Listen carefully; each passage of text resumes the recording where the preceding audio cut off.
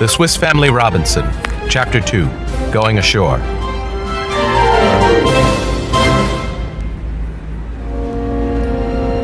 How could we move that heavy boat? I stood on the deck, looking at the wreckage around us. "We need a lever and rollers," I cried. "Fetch me a sturdy wooden plank for a lever. We can make rollers from what's left of a mast." Fritz quickly brought a plank, and I cut up a mast. Then I raised the bow of our boat with the plank while my sons placed a roller under it. We repeated the process, placing 2 more rollers under the boat. When we once again began to push, we were able to launch our boat into the water. "Now, my beloved family," I announced, "it's time to make our escape. Leave plenty of food near the animals. Then collect everything that may be of use to us." The boys joyfully obeyed me. From the large quantity of things they gathered, I chose canvas for a tent, a chest of carpenter's tools, fishing rods, an iron pot, cases of biscuits and dried soup, and some other items. We now began to take our seats, each one of us in our own tub. Just then we heard the roosters crowing as if scolding us for abandoning them. "Let's take them with us," urged my wife. So we placed 10 hens and a couple of roosters in one tub with some wire netting over the top. The ducks and geese took to the water at once, while the pigeons swiftly flew toward shore. "This is my contribution," said my wife, throwing a mysterious bag to Franz. All being ready, we cast off and moved away from the wreck. My good, brave wife sat in the first compartment. Then came Franz, our youngest son, followed by Fritz, our oldest son. The center tubs contained our valuable cargo. Then came our third son, bold Jack, followed by Ernest, our intelligent but rather lazy second son.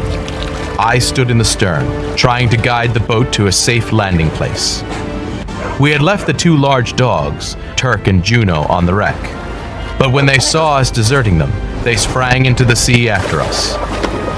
As we neared the shore, it appeared rocky and barren. The geese and ducks, however, found an opening between the rocks where a stream flowed into the sea.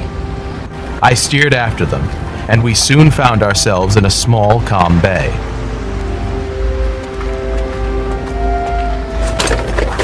As soon as we could gather our children around us on dry land, we knelt in prayer. Then together we unloaded the boat and set up a tent. The younger boys quickly gathered moss and grass for beds.